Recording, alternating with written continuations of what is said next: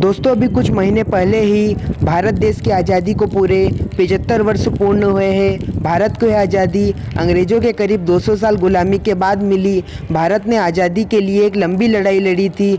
हजारों क्रांतिकारी इस लड़ाई में शहीद हुए थे। पर दोस्तों क्या आपको पता है कि अंग्रेज़ पहली बार भारत कब आए थे और क्यों आए थे, कैसे उनका पूरे भारत पर राज हो गया था? तो आइए इस वीडियो के माध्यम से जानने का प्रयास करें। दोस्तों 16वीं शताब्दी में भारत को लोग सोने की चिड़िया के नाम से जानते थे। इसके पीछे की वजह थी कि दुनिया के कुल उत्पाद का 1/4 माल सिर्फ भारत में तैयार होता था। दिल्ली में जब मुग़ल बादशाह जलालुद्दीन मोहम्मद अकबर की हुकूमत थी, अकबर की गिनती उस समय दुनिया के सबसे दौलतमंद बादशाहों में होती थी। यहाँ तक कि चीन में भी उनसे अमीर कोई बादशाह नहीं था। वहीं उसी दौर में ब्रिटेन गृह युद्ध से जूझ रहा था। उस समय ब्रिटेन की पूरी अर्थव्यवस्था खेतीबाड़ी पर निर्भर थी और दुनिया के कुल उत्पाद का महज 3% माल ही वहाँ तैयार होता था।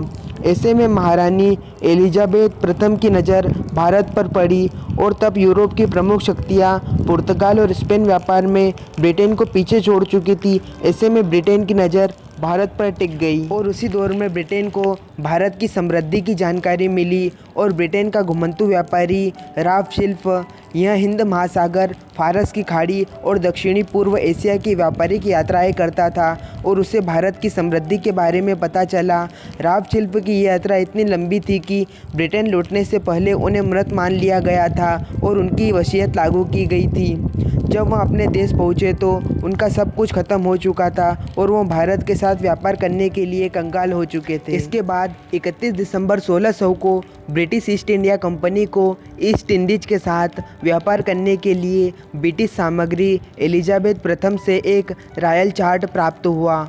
इसके बाद भारत में ईस्ट इंडिया कंपनी की स्थापना की गई। ईस्ट इंडिया जान चुकी थी कि भारत एक समृद्ध देश है और ईस्ट इंडिया कंपनी से एक समुद्री मार्ग से 20 मई 1498 को वास्को डी गामा ने आगमन किया। यहीं से भारत और यूरोप के बीच एक समुद्री मार्ग खोजा गया था। इस यात्रा में वास्को डी गामा का सहयोग अब्दुल मजीद ने किया था। इसके बाद से ही भारत में यूरोप का व्यापार शुरू हुआ। हालांकि इस दौर में व्यापार करना काफ़ी चुनौती भरा था।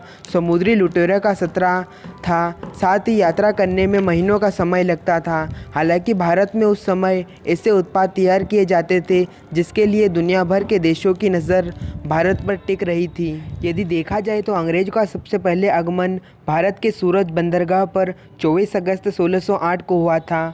अंग्रेज़ों का उद्देश्य भारत में अधिक से अधिक व्यापार करके यहाँ से पैसा हड़पना था। 1615 ईस्वी में जहांगीर के शासनकाल में सर टॉमस रो को अंग्रेज़ ने अपना राजदूत बनाकर जहांगीर के दरबार में भेजा। सर टॉमस रो जहांगीर से कुछ व्यापारिक छूट मांगने में सफल हो गए। हालांकि कहा जाता है कि इसके लिए जहांगीर से कई लुभावने वाले भी किए गए थे और अंग्रेज़ सिर्फ भारत में ही नहीं पूरे यूरोप में व्यापार करने लगे। यूरोपीय देशों के मध्य भारत में मालों के व्यापार पर एकाधिक स्थापित करने की होड़ सी लग गई थी। भारत के उत्पाद और समृद्धि को ब्रिटेन के व्यापारी समझ चुके थे। दक्षिण व दक्षिणी पूर्व एशिया राष्ट्रों के साथ व्यापार करने के लिए 1600 ईस्वी में जॉन वॉटर और जॉर्ज वाइट द्वारा ब्रिटिश जॉन स्टाफ कंपनी की स्थापना की गई और इसी को भारत में ईस्ट इंडिया के नाम से जाना जाता है। यदि देखा जाए तो ईस्ट इंडिया कंपनी का ब्रिटिश सरकार के साथ कोई सीधा संबंध नहीं है। हालांकि बाद में सूरज बंदरगाह पर सर थॉमस रो अर्थात जेम्स प्रथम के राजदूत की अगुवाई में अंग्रेज़ों को सूरत में कारखाना स्थापित करने के लिए शाही फरमान प्राप्त हुआ और इसके बाद ईस्ट इंडिया कंपनी को मद्रास में अपना दूसरा कारखाना स्थापित करने के लिए विजयनगर साम्राज्य से इसी प्रकार शाही फरमान प्राप्त हुआ और ईस्ट इंडिया कंपनी धीरे धीरे भारत में अपने कारखाने स्थापित करने लगी। इसी प्रकार ब्रिटेन अपना साम्राज्य भारत में बढ़ाने लगा। हालांकि भारत में कई व्यापारिक कंपनियां मौजूद थी, लेकिन ब्रिटेन ने कूटनीति से इन कंपनियों को भारत से खदेड़ दिया। ईस्ट इंडिया कंपनी ने भारत के सभी तट जैसे कलकत्ता, बम्बई, मद्रास और अन्य जगहों पर ब्रिटेन संस्कृति को बढ़ाना शुरू कर दिया।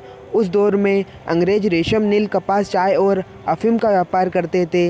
इसके अलावा मसालों के लिए भारत पहले से ही दुनिया में पहचान बना चुका था और यदि अंग्रेज़ों के भारत पर कब्जे की बात की जाए तो तकरीबन 150 सालों तक भारत में व्यापार करने के बाद अंग्रेज समझ चुके थे कि भारत के लोग सामाजिक और आर्थिक तौर पर, राजनीतिक तौर पर एक दूसरे से मतभेद रखते हैं। इसी का अंग्रेज ने फ़ायदा उठाया और कोशिश शुरू कर दी कि भारत की अर्थव्यवस्था को तोड़ दिया जाए और 1750 के दशक तक ईस्ट इंडिया कंपनी ने भारत के में राजनीतिक हस्तक्षेप शुरू कर दिया था। और सबसे पहले अंग्रेज़ों ने भारत में कलकत्ता में अपनी ताकत का इस्तेमाल किया था। 1757 में प्लासी की लड़ाई रॉबर्ट फ्लाई ने नेतृत्व में ईस्ट इंडिया कंपनी का शासन स्थापित हो गया था। भारत कलकत्ता की राजधानी था।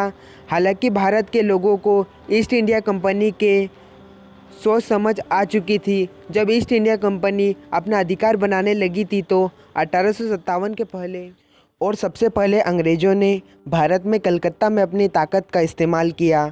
1757 में प्लासी की लड़ाई रॉबर्ट फ्लाई के नेतृत्व में ईस्ट इंडिया कंपनी का शासन स्थापित हो गया था।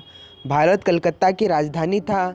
हालांकि भारत के लोगों को ईस्ट इंडिया कंपनी की सोच समझ आ चुकी थी। जब ईस्ट इंडिया कंपनी अपना अधिकार बनाने लगी तो 1857 के पहले स्वतंत्रता आंदोलन या 1857 के विद्रोह को देखा गया। इसी के एक साल बाद 1858 में भारत में ईस्ट इंडिया कंपनी के शासन का अंत हो गया था। अंग्रेज़ों ने भारत से ईस्ट इंडिया कंपनी की विदाई कर दी और ब्रिटिश ब्राउन का भारत पर सीधा नियंत्रण हो गया। जय हिंद, जय भारत। आपके इस बारे में क्या विचार है, कमेंट में ज़रूर बताएं।